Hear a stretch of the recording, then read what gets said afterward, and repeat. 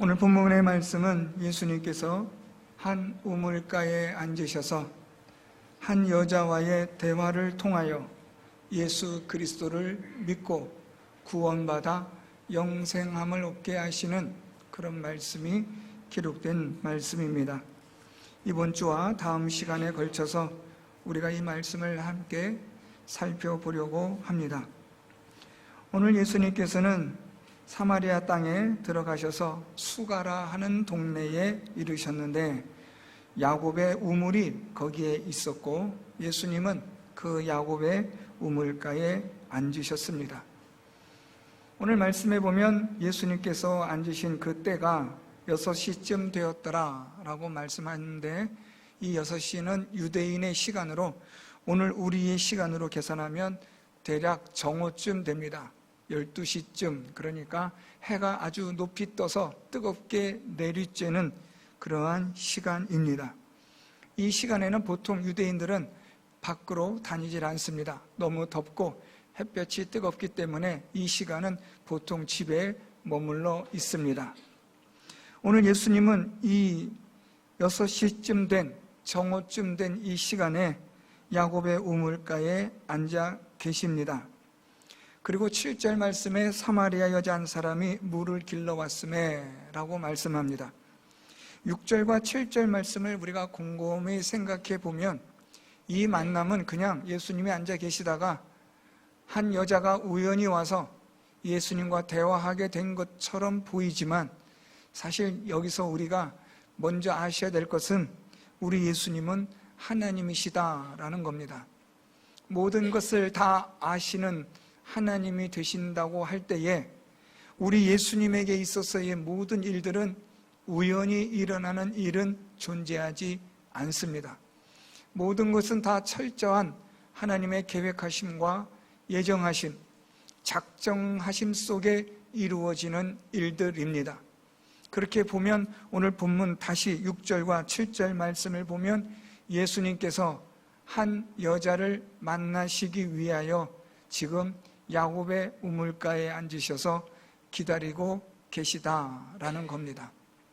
여러분들, 우리가 보통 약속을 하게 되면 몇 시에 어디서 만나자라고 그렇게 약속을 합니다. 이 약속은 서로가 함께 약속을 하는 것이어야 합니다. 나만 알아가지고 되는 약속이 아니라 이 약속은 상대방과 내가 함께 알아야 하는 겁니다. 그런데 오늘 예수님께서 이 사마리아 여자를 만나시는데 약속은 하신 것 같은데, 그런데 이 약속은 예수님의 일방적 약속입니다. 무슨 말인가 하면 이 사마리아 여자는 야곱의 우물에서 예수님을 만날 것이라고는 전혀 예상치도 못했다는 말입니다. 그러나 우리 예수님은 이 여자를 만나시기 위하여 일부러 사마리아 땅으로 오셔서 여기서 야곱의 우물가에서 이 여자를 만나시는 겁니다. 우리 예수님에게는 약속이며 사마리아 여자는 알지 못하는 약속입니다. 오늘 이 예수님은 이 사마리아 여자를 기다리고 계십니다. 오늘 저와 여러분, 우리가 어떻게 은혜 받고 구원받아 영생에 이르는 자가 되었는가 생각해 보면 하나님께서 우리를 만나 주셨기 때문인 줄 믿습니다. 하나님이 만나 주지 않으시면 우리는 절대로 하나님을 만날 수 없습니다. 세상의 헛된 종교들, 우상을 섬기는 자들은 사람이 그 신을 찾아가야 합니다. 자기가 만든 신, 또 자기가 믿고자 하는 신을 찾아가야 하고 빌어야 하고 또 구해야 합니다. 그런데 하나님은 우리를 찾아오십니다. 왜냐하면 우리는 하나님을 찾을 수 없는 존재이기 때문입니다. 오늘 예수님이 이 사마리아 수가성 야곱의 우물가에서 한 여자를 기다리시고 만나십니다. 이 야곱의 우물가에서 오늘 예수님이 이 여자를 만나시게 되는데, 그런데 이 여자는 참 흥미롭습니다. 보통 여자들이 우물가에 모여 여러 가지 많은 대화도 하고 만남의 장, 교제의 장이 되기도 하는데 이 여자가 물을 기르러 온 시간이 사람들이 거의 오지 않는, 다니지 않는 시간이라는 겁니다. 정오 12시니까 많은 사람들이 집에서 더위를 피하고 쉬고 있을 그때, 사람들이 없는 때라는 것을 여자는 알고 이 우물가에 물을 기르러 왔다는 겁니다. 사람들을 만나고 싶어 하지 않는구나 라는 것을 우리는 짐작할 수 있습니다. 사람들과 만나는 것을 피하는 사람, 대인관계를 그렇게 좋게 여기지 않는, 자기만의 혼자만의 시간을 가지려고 하는 사람이라는 걸 알 수 있습니다. 이 여자는 그렇게 사람들을 피해서 물을 길러와 물을 떠가려고 합니다. 그런데 오늘 예수님께서는 이 여자와의 대화를 위해서 제자들도 동네에 먹을 것을 사러 보내셨습니다. 이제 이 여자는 예수님과 대화를 할 어떤 방해 조건이 있지 않다는 그러한 환경을 오늘 예수님이 다 만들어 놓으신 겁니다. 이러지도 못하고 저러지도 못하고 예수님과 대화를 할 수밖에 없는 상황으로 우리 예수님은 모든 만반의 준비를 다 갖추어 놓으신 것입니다.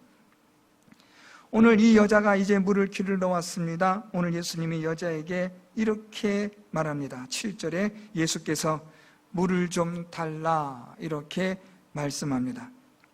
여러분, 물을 길러 온 여자에게 어떤 말을 해야 이렇게 서로 이야기의 시작을, 대화의 시작을 풀어갈 수 있을까요? 물을 길러 온 여자에게 당신 이름이 뭐요? 하고 다짜고짜 물을 수도 없는 노릇입니다. 또 이 여자에게 안녕하세요 라고 말하기에도 좀 멋쩍은 상황일 겁니다. 어떤 말로 해야 이 대화의 시작을 풀 수 있을까? 우리는 여러 가지 생각을 할 수 있지만 우리 예수님은 하나님이시므로 모든 걸 다 아시기 때문에 이 여자에게 필요적절한 말을 사용하십니다. 그것이 바로 물을 좀 달라는 말씀입니다. 여러분, 하나님께서 우리를 만나 주실 때, 또 우리를 부르실 때 무슨 특별한 방법으로 폭풍이 몰아치는 밤에 번개 치듯이 만나시는 게 아닙니다.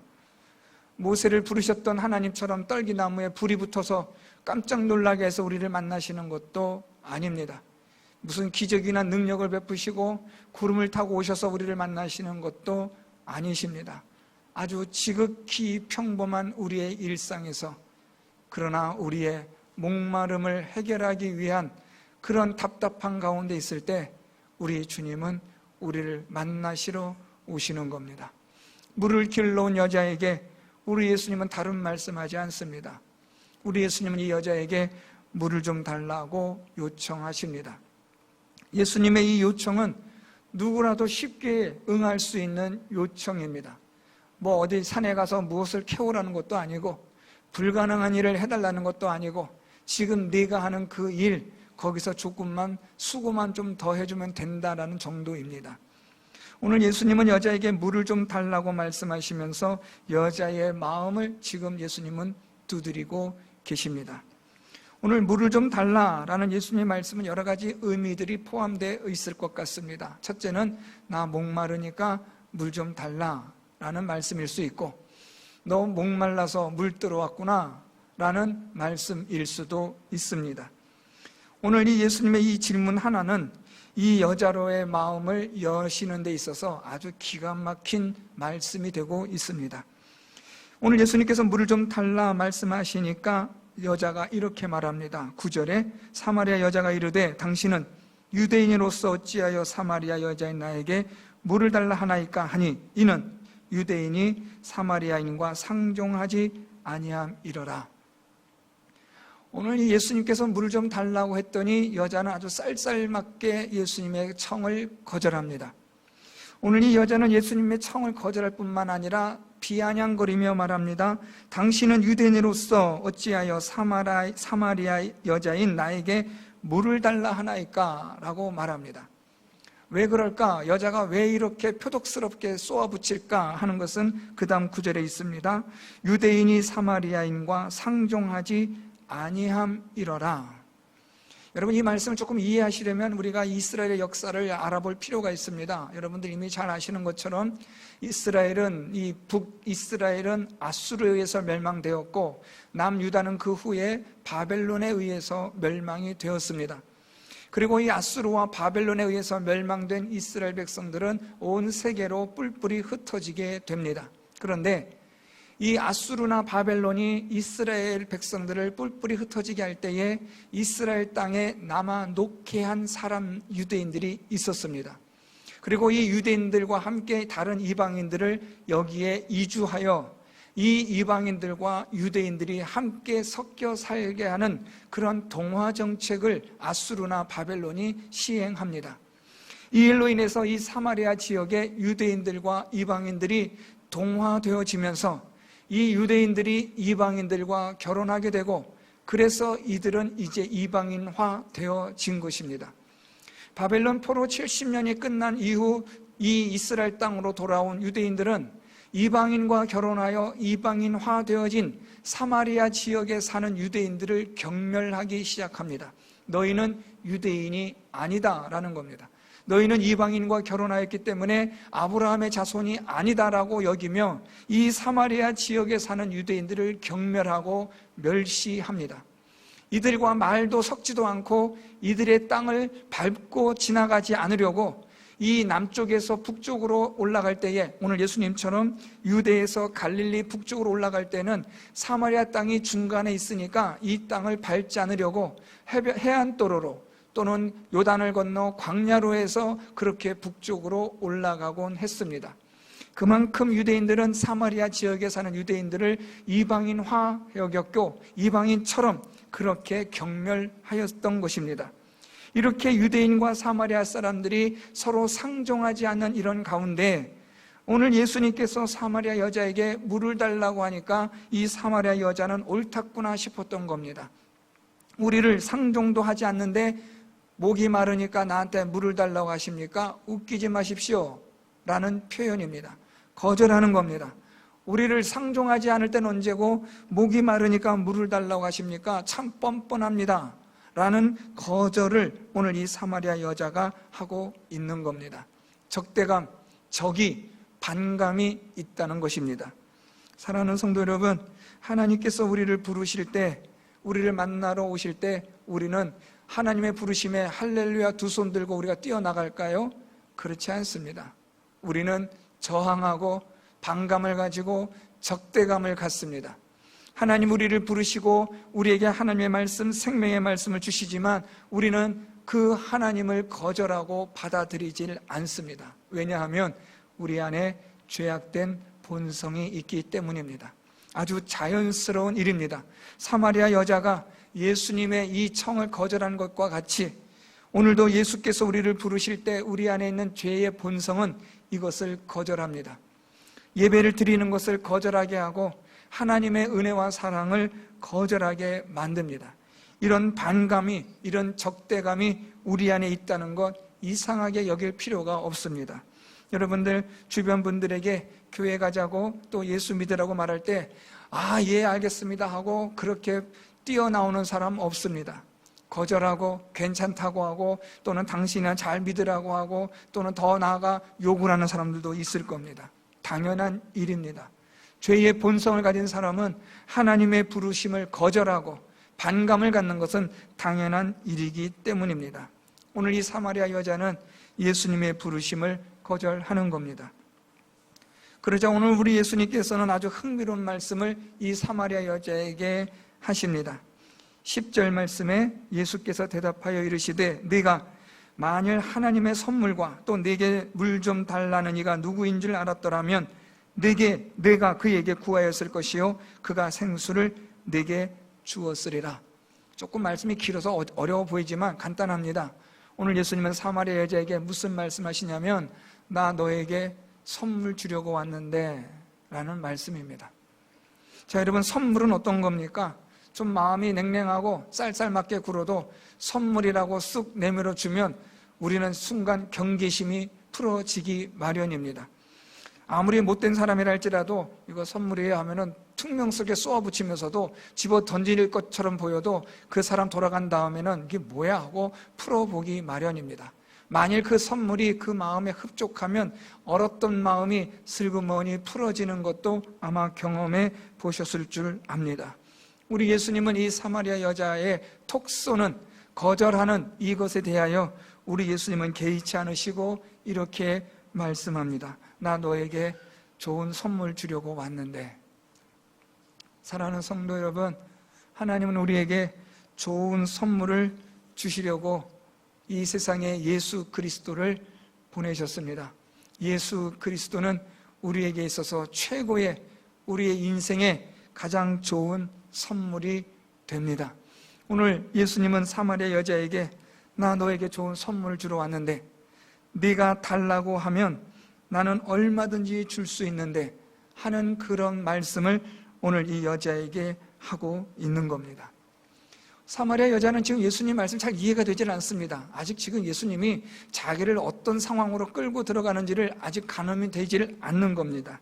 그러자 여자가 이렇게 말합니다. 11절에 주여 물 기를 그릇도 없고 이 우물은 깊은데 어디서 당신이 그 생수를 얻겠사옵나이까?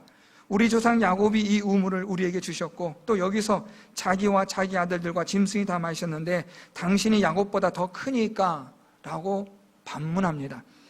두 가지를 지금 묻고 있는 겁니다. 첫째는 물 기를 그릇도 없는데 이 깊은 우물에서 어떻게 당신이 그 생수를 얻어서 나에게 줄 수 있습니까? 라는 말입니다. 오늘 이 우물은 깊다라고 말하는데 보통 유대인들의 이 우물의 깊이는 대략 25m에서 좀 더 깊은 곳은 30m까지 내려가는 깊은 우물입니다. 오늘 이 여자의 말은 당연한 것일 겁니다. 이 여자는 예수님께서 선물을 주러 왔는데 그 선물은 생수다라고 말했더니 여자는 물기를 그릇도 없는데 무슨 소리 합니까? 우리말로 말하면 사기치지 마세요 라고 하는 말입니다. 여기에다가 12절에 이 우물은 우리 조상 야곱이 준 건데 이 우물은 우리 조상이 야곱이 우리에게 주었다는 건데 여러분 이걸 잘 보셔야 됩니다. 12절에 우리 조상 야곱이 이 우물을 우리에게 주셨고 라는 겁니다. 여러분 여기서 주셨다라는 말을 조금 바꿔 말하면 어떻게 될까요? 이 우물은 우리 조상 야곱이 우리에게 준 선물인데요 라는 겁니다. 이 야곱이 준 선물, 우리 조상 야곱이 준 선물로서 이 선물은 최고의 선물입니다 라는 말입니다. 그런데 당신이 이것보다 더 좋은 선물이 있어요? 하고 다시 반문하는 겁니다. 여러분 이스라엘 땅은 이 물이 흔하지 않은 곳입니다. 건기가 우기보다도 훨씬 2배, 3배 되는 거의 10개월 가까이 되는 건기가 있는 땅입니다. 따라서 이 우물은 생명의 물과 같습니다. 그런데 이 야곱의 우물은 이 사마리아 수가성에 있어서는 중요한 생명의 물이 되고 있고 이것은 야곱이 준 최고의 선물인 겁니다. 그런데 예수님께서 나는 너에게 줄 좋은 하나님의 선물이 있다고 하니까 여자가 대뜸 받아치는 겁니다. 이것보다 더 좋은 선물이 있어요? 하고 묻는 겁니다. 이게 최고의 선물인데 당신은 이것보다 더 좋은 선물이 있단 말입니까? 하고 지금 반문하는 겁니다. 여자는 지금 뭔지 몰라도 되게 화가 나 있는 것 같아 보입니다. 무언가가 분에 가득 차 있고 예수님 말씀 하나하나마다 지금 물어뜯듯이 달려들고 있는 겁니다. 물기를 그릇도 없으면서 뭔 생수를 준다고 지금 사기를 칩니까? 지금 이 우물은 우리에겐 최고의 선물인데 당신이 주는 선물은 이것보다 더 좋습니까? 하고 계속해서 받아치는 겁니다. 우리 예수님은 이 여자의 말에 아무 말씀 안 하시고 이렇게 말씀하십니다. 13절 말씀부터 예수님께서 이 여자를 만나시는 본론을 말씀하시는 겁니다. 예수께서 대답하여 이르시되 이 물을 마시는 자마다 다시 목마르려니와 내가 주는 물을 마시는 자는 영원히 목마르지 아니하리니 내가 주는 물은 그 속에서 영생하도록 솟아나는 샘물이 되리라. 아주 중요한 말씀을 예수님 지금 하고 계십니다. 무슨 말씀하시냐면 이 물을 마시는 자마다 다시 목마르다라는 겁니다. 이 물, 야곱의 우물입니다. 이 물을 마시는 자마다 다시 목마르다. 오늘 예수님의 이 말씀은 의문문으로 바꿔서 읽을 수 있습니다. 너 이 물 마셔도 목마르지? 하는 물음입니다. 또 이것은 이렇게 묻는 물음일 수 있습니다. 너 목마르지 않냐? 하는 물음일 수 있습니다. 또 이 물음은 이런 물음일 수도 있습니다. 너 괜찮냐? 너 이 세상 사는데 괜찮아? 힘들지 않아? 하는 물음입니다. 여러분 상담가들이 여러 가지 많은 조언들을 하는데요, 그 중에 대표적인 말 하나, 이런 말을 꼭 하라고 합니다. 자녀든 가까운 사람에게든 괜찮아? 힘들지 않아? 하는 이런 말은 상대방의 마음을 여는데 아주 지켜라고 합니다. 잔소리가 아니라, 비난이 아니라 너 괜찮니? 하는 이 말 한마디가 상대방의 경계심과 분노를 일순간에 무너뜨릴 수 있는 기가 막힌 말이라고 합니다. 그런데 성경에서는 이미 그런 말씀들이 수도 없이 있습니다. 오늘 예수님은 사마리아 여자에게 이 물을 마시는 자마다 목마르다. 너 목마르지 않냐? 너 괜찮아? 너 힘들지 않아? 하고 예수님이 여자에게 말씀하시는 겁니다. 제가 언젠가도 말씀드렸지만 이어령 교수님이 예수님을 믿고 영접하고 이제 믿음 생활을 하는데, 이 이어령 교수님 자녀 따님이 미국에서 결혼 생활하다가 이혼해서 한국으로 돌아왔습니다. 그 결혼을 극구 반대했지만 딸이 고집해서 한 결혼이었습니다. 그랬다가 미국에서 이혼하고 한국으로 돌아와 집에 들어와 배를 누르고 문을 열어주었더니 딸이었습니다. 딸은 집에 들어와서 엄마 아빠를 볼 면목이 없는 겁니다. 그렇게 반대해서 했던 결혼인데 행복하게 잘 살아야지 이혼해서 돌아온 딸을 이 부모가 어떤 마음으로 바라보았겠습니까? 딸은 아무 말도 못하고 그냥 고개를 숙이고 있는데 이어령 교수님이 이렇게 말했다고 합니다. 너 괜찮아? 와서 밥 먹어라. 이 말 한마디에 그 딸은 그 문 앞에서 주저앉고 펑펑 울기 시작했다는 겁니다. 오늘 예수님이 이 사마리아 여자에게 이렇게 말씀하십니다. 너 괜찮냐? 너 목마르지 않냐? 라는 말씀입니다. 사랑하는 성도 여러분, 오늘 예수님의 이 말씀은 여러분들에게 주시는 말씀이기도 합니다. 여러분들 괜찮으세요? 힘들지 않으세요? 목마르지 않으세요? 우린 이 세상 지금 어떻게 살아가고 있습니까? 무언가를 얻으려고 채우려고 우리의 목마름 해결하려고 얼마나 열심히 살아가고 있습니까? 돈 벌려고 여러분 얼마나 열심히 살아갑니까?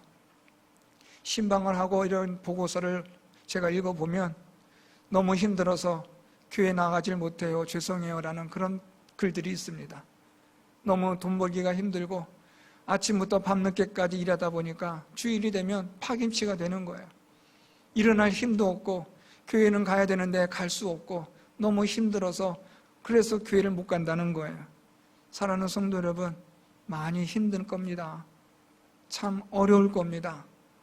파도 나오는 물은 없고 물이 나왔다 해도 그 물을 마셔도 해갈되지 않고 갈급함만 더해져가는 이 세상을 우리는 살아가고 있는 겁니다. 여러분 기억하십시오. 이 세상 어떤 물을 마셔도 목마름은 더해질 겁니다. 아무리 돈을 많이 벌어보십시오. 그 돈이 여러분의 목마름을 해결해 주는가? 절대 그렇지 않습니다. 무언가를 얻으려고 열심히 했지만 그것으로 여러분 무언가를 얻은 것으로 목마름이 해결된다고 생각하십니까? 절대로 그렇지 않습니다. 어떤 학생이 열심히 공부했습니다. 좋은 대학에 들어갔습니다. 그리고 좋은 대학을 졸업했습니다. 그런데 좋은 직장도 취직했고 연봉도 이 억대의 연봉을 받는 대기업에 들어갔는데 이 사람의 마지막 고백이 무엇인 줄 압니까? 그런데 왜 이렇게 허전하지? 여러분 우리 인생 그렇습니다. 돈 많이 번다고 해서 일이 해결되는 게 아니라는 말입니다.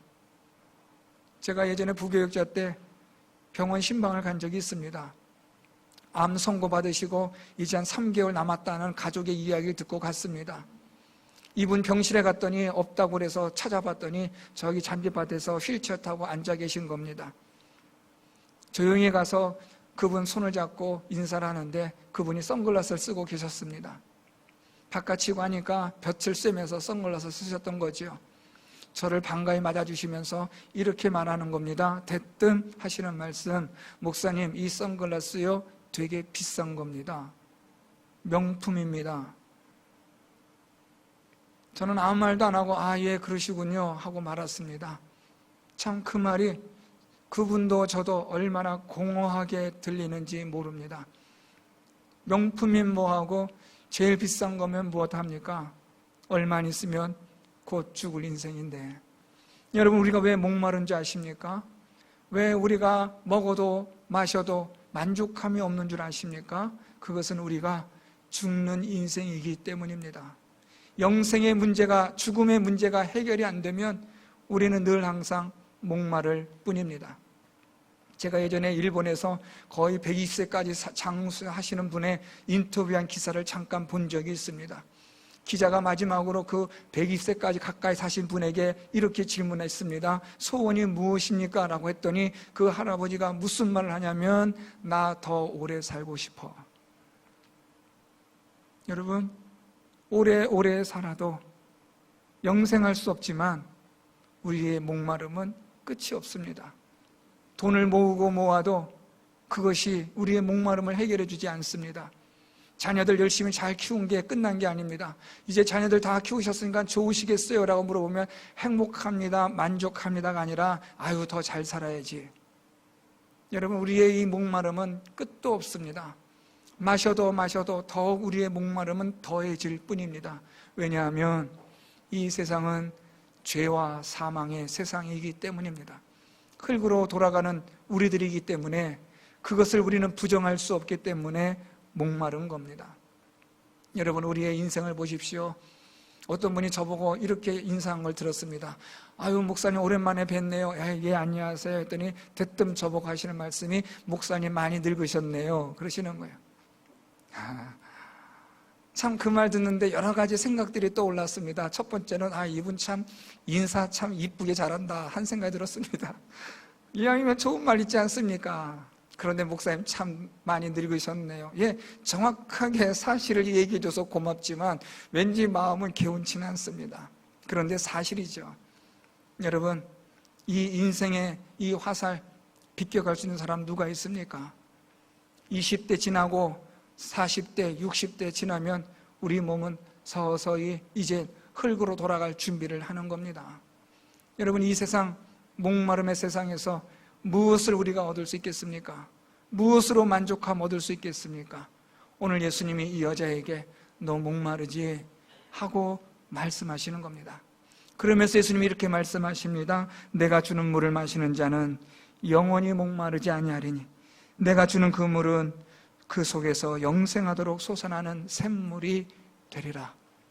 오늘 예수님의 이 말씀은요, 내가 주는 이 선물은 영생의 선물이다 라는 겁니다.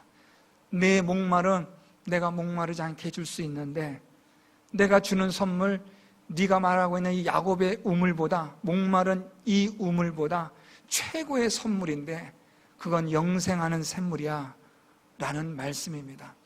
이것만 가지면 우리 안에서 속에서 영생하도록 솟아나는 이 생수가 영생을 하게 하고 영원한 생명을 얻게 하고 구원을 얻게 하고 영원한 천국에 들어가게 하는 그러한 하나님의 선물이라는 것을 오늘 예수님은 이 사마리아 여자에게 말씀하시는 겁니다. 그러자 이 여자가 귀가 번쩍 뜨이는 겁니다. 그래서 뭐라고 말합니까? 여자가 15절에 이르되 주여 그런 물을 내게 주사 목마르지도 않고 또 여기 물 기르러 오지도 않게 하옵소서. 참 여러분, 사람 마음이 이렇게 간사하죠. 방금 전까지만 해도 물 기를 그릇도 없고 이 우물은 깊은데 어디서 생수를 얻겠습니까? 당신이 그렇게 좋은 선물을 가지고 있습니까? 당신은 유대인인데 우리 사마리아 사람에게 상종도 하지 않으면서 물을 달라 하니 그게 무슨 말입니까? 하고 그렇게 표독스럽게 쏘아붙였던 이 여자가 예수님께서 영생하도록 하는 선물을 주겠다고 하니까 완전히 태도가 급변하는 겁니다. 그러면서 이렇게 말합니다. 그런 물을 내게 주사 목마르지도 않고 또 여기 물 기르러 오지도 않게 하옵소서. 예수님이 이제 마지막 이 여자에게 결정적인 말씀을 하십니다. 내 남편을 불러오라. 뜬금없이 남편을 불러오라는 예수님의 말씀은 좀 이상하다 싶습니다. 그런데 여러분, 그 다음 구절 보시면 이해가 됩니다. 여자가 말합니다. 나는 남편이 없나이다. 여러분, 오늘 여기서 17절에 나는 남편이 없나이다라는 여자의 말을 그냥 단순한 말로 들으시면 안 됩니다. 왜냐하면 예수님은 이미 이 여자가 어떤 여자인지를 알고 계셨기 때문입니다. 예수님이 이렇게 말씀합니다. 18절에 너에게 남편 5이 있었고 지금 있는 자도 내 남편이 아니니 내 말이 참되도다. 그러니까 지금 이 여자는 지금 있는 남편이 몇 번째 남편이라는 겁니까? 6번째 남편이라는 거예요. 이 여자에게 있어서 남편의 존재는 치부였습니다. 이 여자에게 있어서의 남편의 존재는 자기에게 나도 감추어야만 하는 부끄러움이었습니다. 이 여자에게서의 남편의 존재는 자기의 죄의 근본이었습니다. 그런데 오늘 예수님께서 남편을 데려오라는 말에 여자는 그 안에서의 양심의 죄책을 느낀 겁니다. 그래서 여자가 예수님께 말합니다. 궁여지책으로 한 말이 그겁니다. 나는 남편이 없나이다. 여러분, 이 말도 참 의미가 있는 말이에요. 나는 남편이 없나이다. 여러분, 이 여자가 남편을 6번째 갈아치웠다는 말씀 듣고 어떤 생각 드세요? 야, 이 여자 능력 대단하나 보다. 여자가 되게 또 좀 음란한가 보다. 그런 의미가 아닙니다. 이 여자는 이 남편을 바꾸면 이렇게 살 수 있지 않을까? 이 남편을 얻으면 이런 기대, 이런 무언가를 얻지 않을까라는 그런 기대감을 가지고 계속해서 남편을 바꾸어 봤던 겁니다. 여기서 이 물을 마셔보고 저기서 저 물도 마셔보고 이것저것 다 해봤는데도 이 여자에게는 만족이 없는 겁니다. 여러분, 이 세상 마음대로 한번 다녀보십시오. 여러분의 이 갈급함과 목마름을 해결하기 위해서 마음대로 찾아다니셔서 마음껏 마셔보십시오. 여러분의 목마름이 해결될 수 있는가 보십시오. 절대로 해결될 수가 없습니다. 왜냐하면 우리는 죽어가는 존재이기 때문에 그렇습니다. 그래서 이 여자가 나는 남편이 없다는 말은 내가 찾고 찾아다녔지만 내게 만족함을 주는 자는 없습니다. 그런 고백이 되는 겁니다. 그래서 오늘 예수님 말씀합니다. 내 말이, 남편이 없다는 말이 옳도다. 이 옳다라는 말은 네가 제대로 고백했다라는 말입니다. 오늘 예수님께서 남편을 불러오라는 말씀은 이젠 너의 목마름을 해결할 것을 세상에서 찾지 말고 예수 그리스도에게서 찾으라는 말씀입니다. 사랑하는 성도 여러분, 이 세상은 어떤 것으로도 우리에게 목마름을 해결해 줄 수 있는 것이 존재하지 않습니다. 오직 예수 그리스도 안에서 예수님만이 우리의 참된 목마름을 해결해 주시는 유일한 구원의 주님이 되시고 영생의 주님이 되시는 줄 믿습니다. 이 예수 그리스도로 인하여 우리의 사망의 죄의 문제가 해결이 되면, 영생하는 자가 되면 우리는 이 세상이 더 이상 목마름의 세상이 되지 않는 겁니다. 예수 그리스도로 말미암아 영생하는 자가 되면 오늘 우리가 일어나 일하는 모든 것들, 수고하며 떡을 먹는 모든 것들이 다 의미가 있는, 소망이 있는 삶이 되어져 가는 겁니다. 어렵더라도 힘들더라도, 때로는 우리가 가난하더라도, 때로는 우리가 질병 가운데 있다 할지라도 우리에게 영생이라는 것이 약속이 되어진다면 이 세상에 있는 모든 것들은 우리에겐 아름다운 하나님의 노래요, 찬송이 되는 줄 믿습니다. 문제는 무엇이냐? 우리에게 영생이 있느냐라는 말입니다. 여러분, 우리는 죽어가는 존재입니다. 누구도 부정할 수 없어요. 올 때는 순서대로 왔지만, 하나님의 창조 질서대로 왔지만 갈 때는 순서 없이 가는 겁니다. 뉴스 통해서 보셨지요? 미국 뉴저지에서 한 번도 있지 않았던 대홍수가 일어나고 있습니다. 지금 이 세상은 예측할 수 없는 인생의 복병들이 있어서 사람들이 지금 죽어가고 있는 세상을 살아가고 있는 겁니다. 오늘 이런 세상에서 여러분들이 예수 그리스도를 통하여 참된 영생을 우리가 발견하지 않으면 우리는 항상 목마른 인생이 될 수밖에 없음을 기억하시기를 바랍니다. 사랑하는 성도 여러분, 예수 그리스도가 여러분의 인생에 진정한 목마름을 해결하시는, 우리 안에 배에서 속에서 영생하도록 솟아나는 샘물이 되신다는 것을 기억하시고 예수 그리스도를 믿는 믿음으로 여러분들의 삶이 목마른 인생이 아니라 이제는 우리 하나님께 주시는 기쁨의 삶을 살아가시고 목마름이 해결되어진 그런 하나님의 은혜와 복으로 살아가는 성도 여러분들이 될 수 있기를 바랍니다. 영원히 목마르지 않는, 속에서 영생하도록 솟아나는 샘물이 되신 예수 그리스도를 믿는 믿음으로 살아가는 우리 모든 성도 여러분들 될 수 있기를 예수 그리스도의 이름으로 축원드립니다.